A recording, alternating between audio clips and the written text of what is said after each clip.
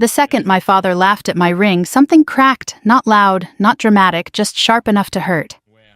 "Engaged," he said, grinning wide so everyone could see it. "Don't pretend. Who would ever want to marry you?" People laughed. Plates clinked. Someone actually snorted. I stood there in uniform slacks and borrowed patience, smiling like I'd been trained to do under pressure. 3 minutes later, a car door shut in the driveway, and the man my father least wanted to see walked through the gate, looked me in the eye and said, "I'm her fiancé." I knew I'd made a mistake the second I stepped into my parents' backyard. Not because of the folding chairs lined up like they were waiting for a town hall meeting, not because of the cheap Bluetooth speaker blasting old summer hits like it was legally required at family gatherings. Not even because my aunt was already squinting at me and saying, "You look tired," the way people say it when they mean something else. It was the smell. Burgers, lighter fluid, warm potato salad, and that faint chemical tang of sunscreen melting into skin. The smell of pretending everything was normal. I hadn't been home in months. Not really. Just quick visits, fly in, fly out, keep it clean. I'd told myself this was different. A simple family cookout, nothing formal, nothing loaded. That was my first mistake. My mom spotted me immediately and waved like she was greeting a camera. She hugged me fast, stiff like a photo op, then stepped back and looked me over from boots to collarbone. "You look thin," she said. "I'm fine," I replied automatically, because that's what you say when you're in the military and not interested in unpacking your life next to a tray of deviled eggs. My dad stood near the cooler, one hand resting on the lid like staying close to ice was a personality trait. He didn't come over right away. He never does. He likes to make entrances by not making them. Relatives I barely recognized smiled and nodded. Cousins I hadn't seen since high school glanced at me like they were trying to remember who I used to be before I became the difficult one. Someone asked how work was. Someone else asked if I was still doing the military thing. I nodded. I smiled. I kept my voice even. Years of training had taught me how to stand in uncomfortable spaces without showing it on my face. What it hadn't taught me was how to stand in front of my own family while they waited for me to fail. I wasn't planning on announcing anything that day. I didn't bring a speech. I didn't bring a ring light or a dramatic reveal.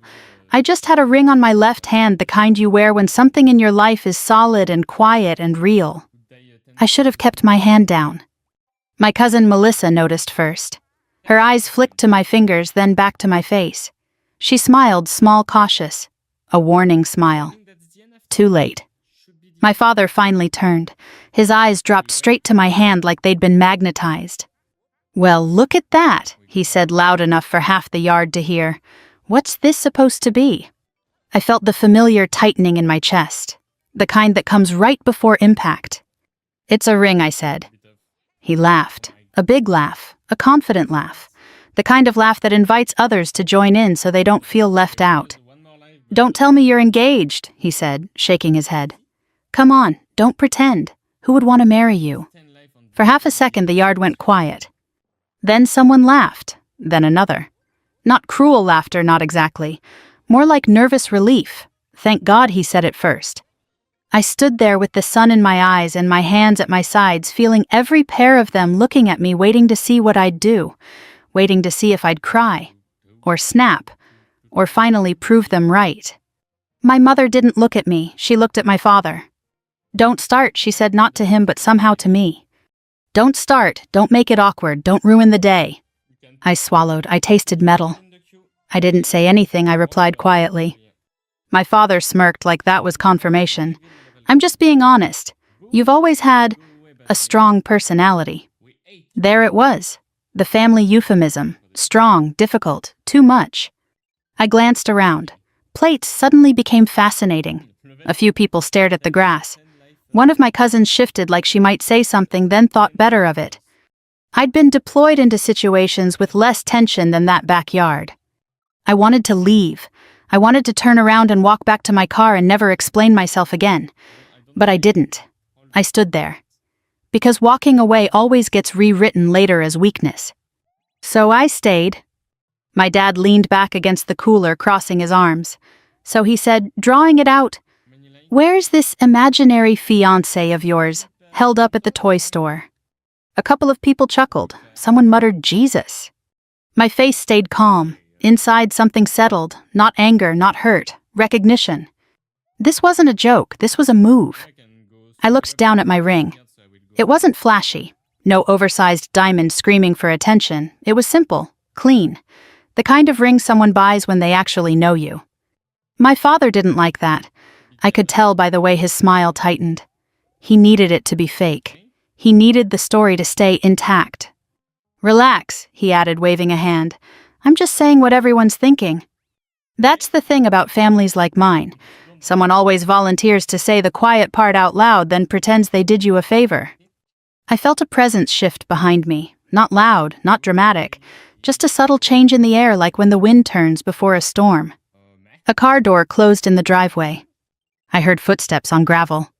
Before I could turn, a voice behind me said, calm and warm, "Sorry, I'm late." Traffic was rough. I knew that voice.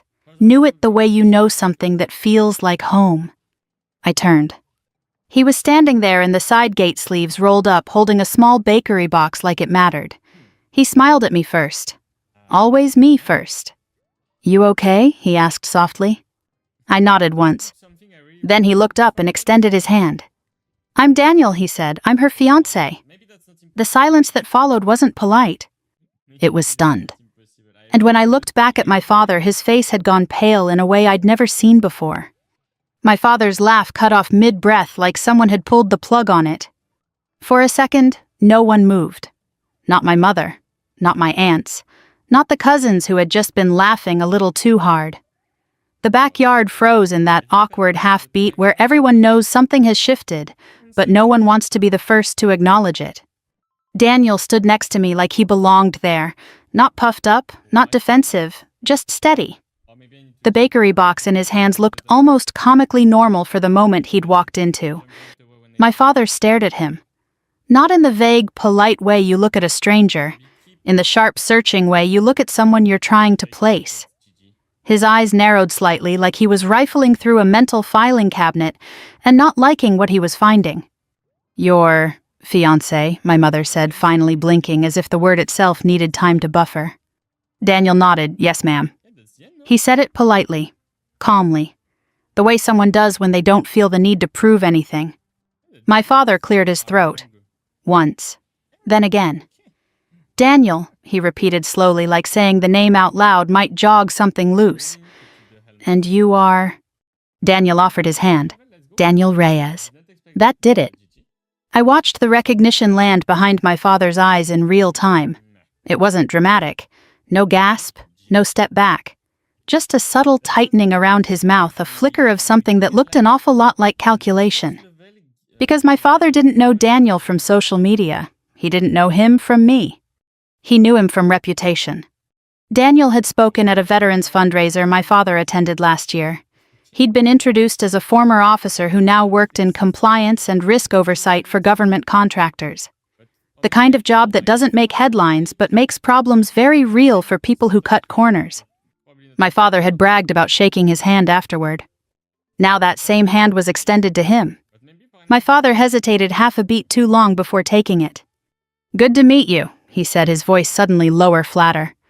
Daniel smiled, likewise. The silence broke in fragments. Someone laughed too loudly. Someone else said, "Well, isn't this a small world?" My aunt leaned in to whisper something to my mom. The Bluetooth speaker kept playing like it had no idea anything important had just happened. I stood there feeling the heat of the sun on my shoulders, and for the first time all afternoon, I wasn't the one being evaluated.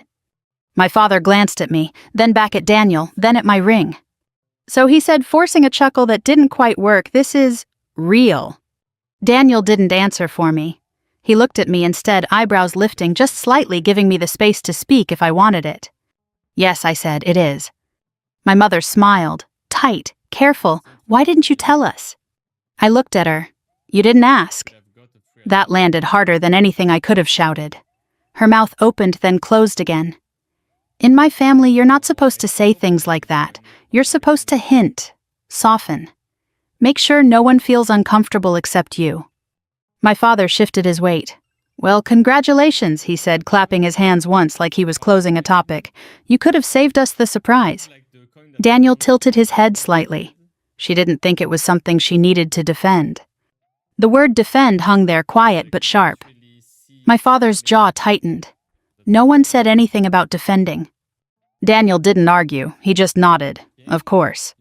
That was the thing about Daniel. He didn't rise to bait. He didn't need to win the moment. He let people show themselves. My cousin Melissa stepped in, bless her. "Hi, I'm Melissa," she said, smiling genuinely at Daniel. "I've heard a lot about you." Daniel shook her hand. "Nice to finally meet you." Finally. The word made my mother flinch. My father tried again. "So what do you do now, Daniel?" Daniel answered smoothly. "I oversee compliance and internal risk assessments, mostly contracts, making sure people follow the rules they agreed to." My father nodded too quickly. "Important work." "It can be," Daniel replied. I felt something shift behind my ribs. Not relief, not triumph. Something steadier. Validation, maybe. Or the simple comfort of not being alone in the line of fire. My father's eyes flicked around the yard. He could feel it. The way the room yard whatever had tilted. He was no longer the unquestioned authority.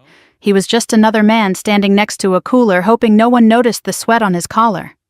My mother clapped her hands. "Okay, let's eat before everything gets cold." Food, the universal reset button.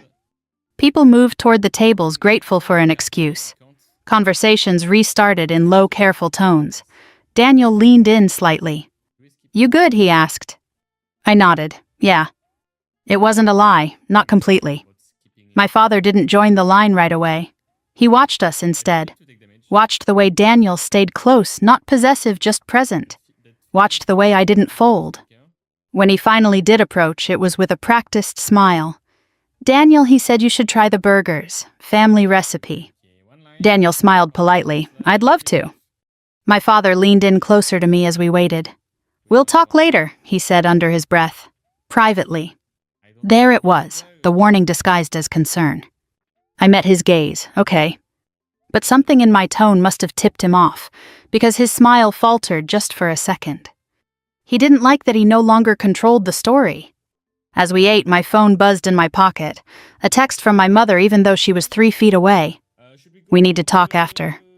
I stared at the screen, then slid the phone back into my pocket without replying.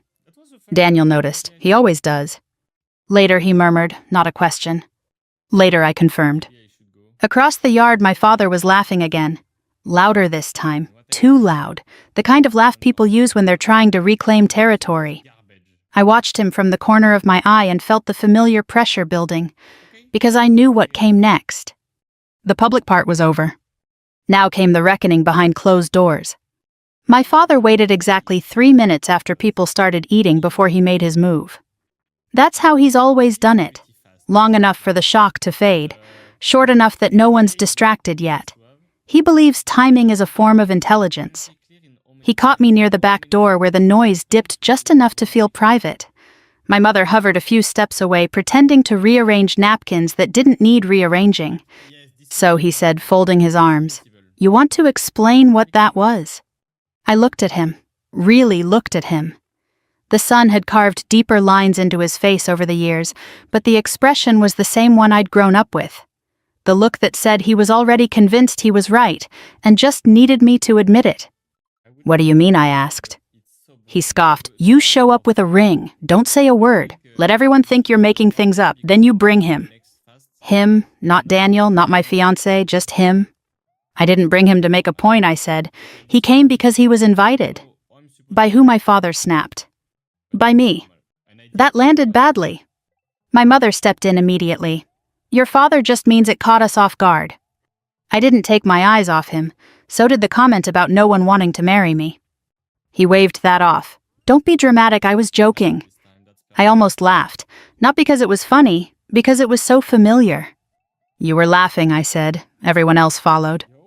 My father leaned closer, lowering his voice. "You embarrassed me." There it was, the real offense. "I embarrassed you," I repeated. "Yes," he said sharply, "in front of my family, my friends." I glanced toward the yard where Daniel was standing with my cousin, listening patiently to a story he'd probably already heard twice. He looked comfortable, like he wasn't bracing for impact. "I didn't do anything," I said evenly. "You did." My father's jaw clenched. "You could have told us." You could have handled this like an adult. I am handling it like an adult. No, he snapped. You're handling it like you always do, acting superior, acting like you're better than everyone because you wear a uniform. That one hit, but not the way he wanted it to. I wear a uniform because I earned it, I said. And I don't bring it up. You do. My mother hissed my name quietly, a warning. Don't push him, don't make this worse. I felt that old instinct tug at me.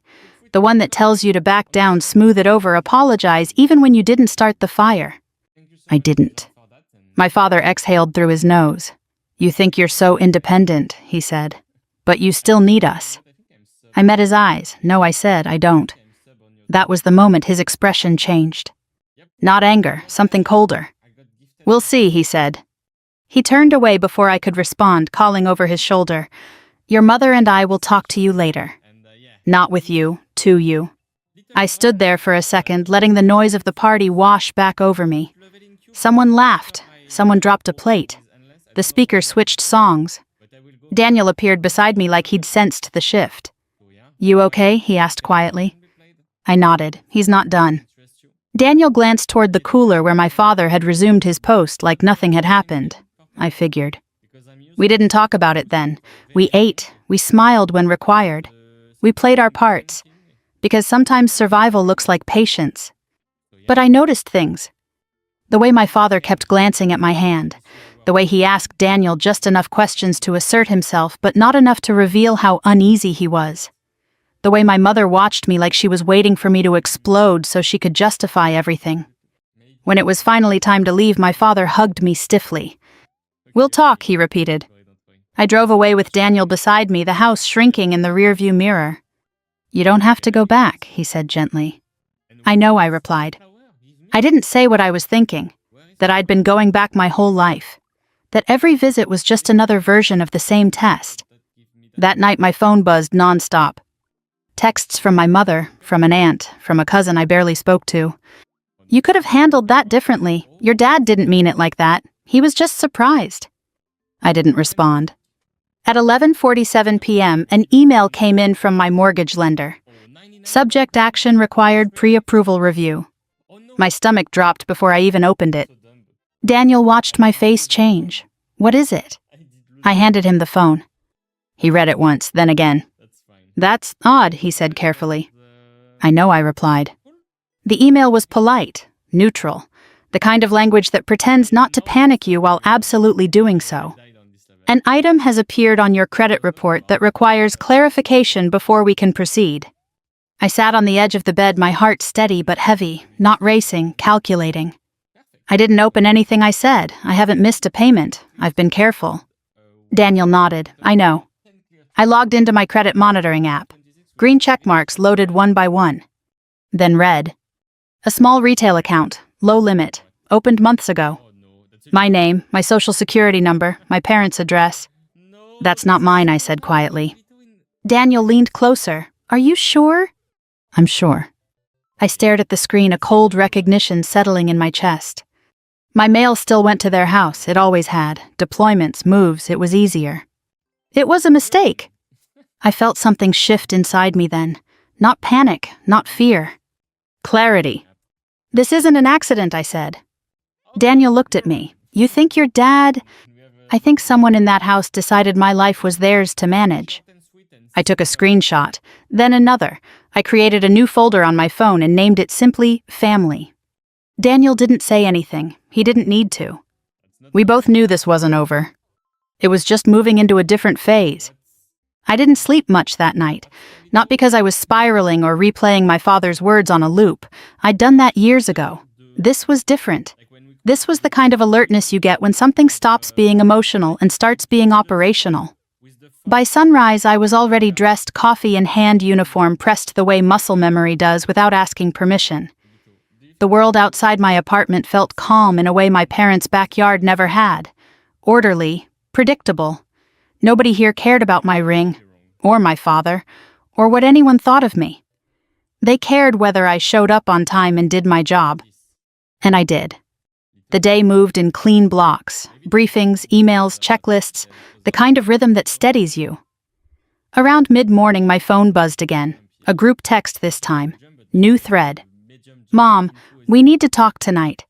Dad, answer your mother. Aunt Linda, why did you leave like that? I stared at the screen, felt the familiar pressure start to build, then did something I'd never done before. I muted the entire thread. Not dramatically, no announcement, just silence. Daniel texted a little later. How's your morning? I typed fine, deleted it, then wrote something's off with my credit. I'm handling it. He replied almost immediately, I'm here if you need me. I appreciated that he didn't ask questions yet. He knew better. That afternoon I sat in my car before driving home and pulled up my credit reports directly. Not the summarized app, the full documents, TransUnion, Experian, Equifax. Same account, same balance, same address, and a detail that made my jaw tighten. Authorized contact listed. I didn't recognize the number at first. Then my brain caught up. My father's. I didn't react right away. No yelling, no shaking hands, just a slow, steady inhale through my nose. This wasn't carelessness, this wasn't confusion. This was access. I drove home on autopilot. Daniel was already there when I arrived, sitting at my small kitchen table with his laptop open. He looked up as soon as he saw my face. You found something, he said. I handed him my phone. He scanned the screen once, then again.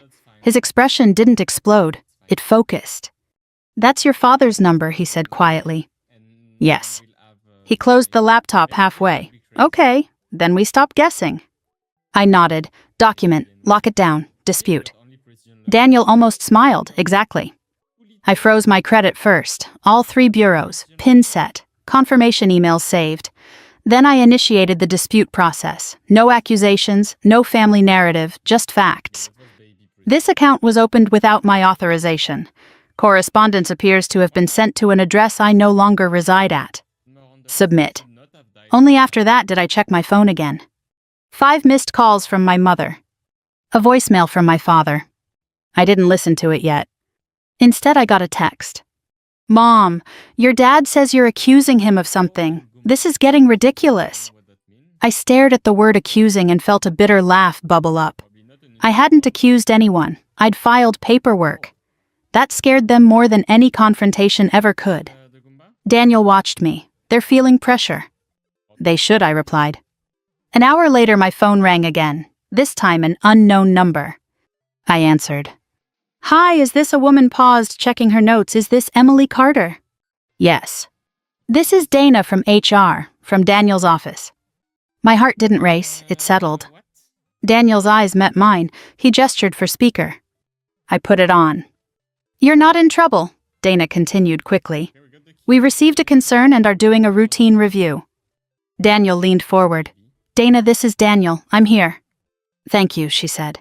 We're just confirming details. Emily, did you meet Daniel through his workplace? No. Did your father or any family member have involvement in Daniel's professional role? No. There was a brief pause, the sound of typing. Okay, Dana said carefully. We've also received additional communications from the same individual. We're reviewing those as well. Daniel's jaw tightened almost imperceptibly. When the call ended, the apartment felt quiet in a heavier way. She escalated, I said. Daniel nodded and crossed a line. My phone buzzed immediately. Dad, you're making this a lot bigger than it needs to be. I finally listened to his voicemail. His voice was calm, reasonable, almost hurt. I was just trying to help. You always jump to conclusions. Help, that word again, the family's favorite disguise. I didn't respond. Instead, I opened my notes app and started a list. Dates, times, messages, calls, everything. Daniel watched me, then said softly, You don't have to manage this alone. I know, I replied, but I'm done letting it slide. That night my mother called. I declined. Then my father. Declined. Then a video call request. Declined. Finally, a text from my mother that landed like a threat. If you don't fix this, you're going to tear this family apart. I set the phone face down on the table. Daniel reached over and squeezed my hand. You didn't break it. I exhaled slowly. No, I hadn't. I'd just stopped covering for it. And I knew with absolute certainty that the next move wouldn't be subtle. The confirmation email from the credit bureau came in at 6:12 a.m. I was already awake, lying on my back, staring at the ceiling, counting the cracks like they might rearrange themselves into answers if I looked long enough. Dispute received, investigation initiated. I didn't feel relief. Relief comes when something ends. This wasn't ending. It was clarifying. Daniel was still asleep, one arm thrown across the pillow like he'd claimed the space without meaning to. I watched his chest rise and fall for a moment, then quietly slid out of bed and padded into the kitchen.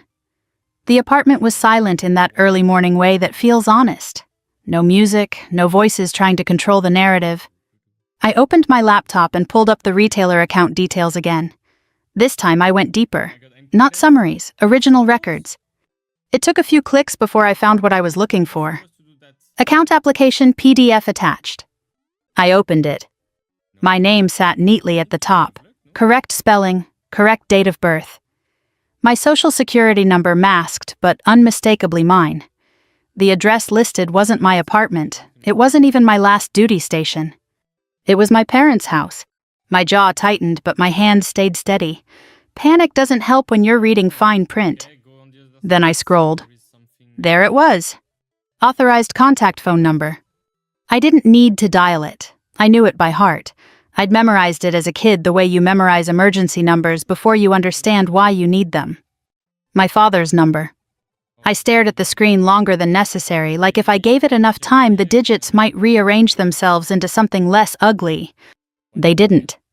I saved the file, took a screenshot, then another showing the metadata. Date created, location, timestamp. Evidence survives better when it's boring. Daniel appeared in the doorway, hair-rumpled eyes already sharp. He took one look at my face and didn't ask what was wrong. You found it, he said. I turned the laptop toward him. He read it silently. Once, then again. His expression didn't explode into anger. It hardened into something precise. That's him, he said. Yes. He leaned back against the counter, crossing his arms. Okay, then this just crossed from family mess into identity misuse. I nodded. They'll call it helping. They always do, he replied. My phone buzzed on the table. I didn't pick it up. Daniel glanced at it. You don't have to. I know, I said. Then I picked it up anyway. Mom, we found some mail of yours. You should come pick it up. Found, not forwarded, not forgot to mention. Found. I showed Daniel the message. He exhaled slowly. They knew, he said. I know. I typed back one sentence and nothing more. Please leave my mail unopened. I'll arrange pickup. 3 dots appeared, disappeared, appeared again. Mom, you're overreacting. I set the phone face down. Overreacting. The word my family uses when they realize something is slipping out of their control. An hour later, my lender called. I answered on the second ring. She was calm, professional, the kind of voice that doesn't take sides. This doesn't kill your application, she said after I explained. It pauses it. We'll need the dispute resolved or proof of removal. Pause, not kill. I could work with pause. When I hung up, Daniel handed me a mug of coffee like it was a ceremonial object. You're handling this clean, he said. I've had practice, I replied, just not with credit. The calls started around noon. Not from my parents, from extended family. Aunt Linda left a voicemail. Your mother is heartbroken. A cousin texted, Why are you doing this to him? Someone from my mom's church sent a Facebook message. Family is everything. I didn't reply to any of them. I saved the messages instead. Screenshots, timestamps, names. Daniel watched quietly. They're building a chorus. They always do, I said. It makes them feel justified. That afternoon, my phone buzzed again. Unknown number. I answered. Emily, a woman asked. Her voice was bright in a way that made my stomach tighten. Yes. This is Dana from HR. Daniel was already sitting up straight. I put it on speaker. I want to reassure you, Dana continued. You're not in trouble. We received a message regarding a potential conflict of interest. Daniel's jaw tightened. Was the message anonymous, I asked. A pause. It came from a personal email address. Of course it did. We've also received follow-up communications, Dana added carefully. We're reviewing those as well. When the call ended, I stared at the wall for a long moment. They're not stopping, I said. Daniel shook his head. No, they're escalating. My phone buzzed again almost immediately. Dad, you're really going to do this? I didn't respond. Another message. Dad, I was trying to protect you. Protect, the final refuge of people who refuse to take responsibility. I opened my notes app and added a new heading. Boundaries. Under it I wrote, no access to my mail, no use of my information, no third-party contact. Any further interference handled officially. I didn't send it yet, I just wrote it. Sometimes writing the line is the first act of crossing it. Daniel watched me, eyes steady. They're trying to make you doubt yourself. I looked at him. They've been doing that my whole life. He nodded. Then it's good you're not letting them do it now. That evening my mother finally called again. Video this time. I declined. Then a text. Mom, we need to talk. Your father is devastated. I stared at the screen until the words stopped feeling like language and started feeling like pressure. Then I typed back. We can talk tomorrow, on video, with Daniel present. 3 dots appeared instantly. Mom, why does he need to be there? Because the truth holds better when witnesses are involved. I set the phone down and leaned back in my chair, exhaustion finally catching up to me. Daniel rested a hand on my shoulder. Tomorrow, he said. We do this once. Clean. I nodded. Because this wasn't about proving I was right anymore. It was about making sure they couldn't do this again. We scheduled the video call for the next afternoon. Not because I needed time to prepare what to say, but because I needed everything documented, calm, and impossible to twist later. Daniel set his laptop on the kitchen table and angled the camera so it caught both of us. Neutral background, good lighting, nothing dramatic. This wasn't a confrontation. It was a record. My phone buzzed a few minutes before the call. A text from my mother. Please don't turn this into something bigger than it already is. I didn't reply. At exactly 3 p.m., the screen lit up. My mother's face appeared first, already tense, lips pressed together like she'd rehearsed disappointment. My father sat beside her, arms crossed, jaw set. He didn't look angry. He looked offended. Like I'd violated an unspoken rule. Hi, Mom, I said evenly. She didn't return it. Why is Daniel there? Daniel inclined his head slightly. Hello. I'm here because this situation has crossed into professional and legal territory. My father scoffed. That's ridiculous. I leaned forward just enough to stay in frame. No. What's ridiculous is using my personal information without my consent. My mother inhaled sharply. Emily, no one used anything. Your father was helping. You've always been bad with paperwork. There it was, the rewrite. I didn't raise my voice. The account application lists Dad's phone number as the authorized contact. My father's eyes flicked away for half a second, long enough. That doesn't mean anything, he said. I was listed so I could make sure nothing went wrong. Something did go wrong, I replied. It blocked my VA loan. My mother shook her head. You're blowing this out of proportion. Daniel spoke then, calm, precise. HR has received multiple communications attempting to frame this as a conflict of interest. That's escalation. My father straightened. I never contacted his job. Daniel didn't blink. The messages came from an email associated with your household. They included personal details not available publicly. Silence stretched. My mother's eyes darted between us. This is tearing the family apart. No, I said. This is exposing a problem. My father's voice hardened. So what? You want an apology? I considered that, really considered it. No, I said, I want boundaries. He laughed short and bitter. Boundaries. That's what the internet teaches you kids now. Daniel stayed quiet. This part was mine. Here they are, I said, pulling up my notes.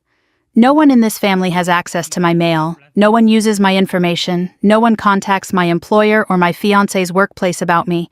If it happens again, I handle it officially. My mother leaned forward. You're threatening us. I'm stating consequences, I replied. Those are different. My father's face flushed. After everything we've done for you. I felt it then, the old pull, the guilt, the pressure to fold. I didn't ask you to manage my life, I said, and I'm not apologizing for protecting it. My mother's voice dropped cold now. Then don't come to us when you need help. I met her gaze. I don't. The silence after that wasn't explosive. It was stunned. My father stood abruptly, the camera shaking. "This is unbelievable." He reached for the laptop. "Wait," my mother said sharply. Too late. The screen went dark. I sat there for a long moment, hands folded, breathing steady. My heart wasn't racing. It felt clear. Daniel exhaled slowly. "You did exactly what you needed to do." I nodded. "They're not done." No, he agreed, but now they know the rules. My phone buzzed almost immediately. "Dad, you've crossed a line." I didn't reply. Then another message. "Mom, we just want peace." I saved it, added it to the folder. That evening I checked my credit alerts again. No new activity, a small relief. Temporary but real. An email from the credit bureau came in later that night confirming receipt of additional documentation. Another from the retailer acknowledging the dispute. Paper trails do that. They move quietly, but they move. Daniel made dinner. Nothing fancy. Pasta, garlic, normalcy. We ate on the couch, the TV on low. Halfway through, my phone buzzed again. Unknown email. Subject line question regarding your relationship. I opened it. "I hope you know your fiancé is involved with an employee." Daniel's jaw tightened. "That's bait," he said. "I know." "Forward it," he added. I did. He sent it to HR with a single line, "Additional anonymous communication. Pattern noted." I set my phone down and leaned back, exhaustion finally settling into my bones. "They're trying to scare me," I said quietly. Daniel nodded, "and it's not working."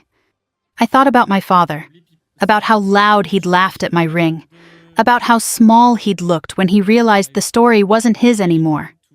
"I don't need revenge," I said, "I just need distance." Daniel looked at me. Sometimes that's the same thing. I didn't sleep perfectly that night, but I slept better. The kind of sleep you get when you stop arguing with reality and start working with it. In the morning, a notification waited on my phone. "Credit dispute update available." I smiled just a little. Because for the first time, this wasn't about what my family thought of me. It was about what the system would prove. The update came in on a Tuesday afternoon, the kind of ordinary day that never looks important until it is. I was sitting at my desk with a mug of coffee that had gone cold while I answered emails that didn't matter when my phone buzzed with a notification from my credit monitoring service. "Dispute resolved, account removed." I stared at the screen for a full 10 seconds before I let myself breathe. Removed, not paused, not under review, gone. I opened the attachment with hands that didn't shake anymore. The retailer confirmed the account had been opened without my authorization. The payment history was wiped. My score recalculated. Clean. I forwarded the confirmation to my lender with a short message.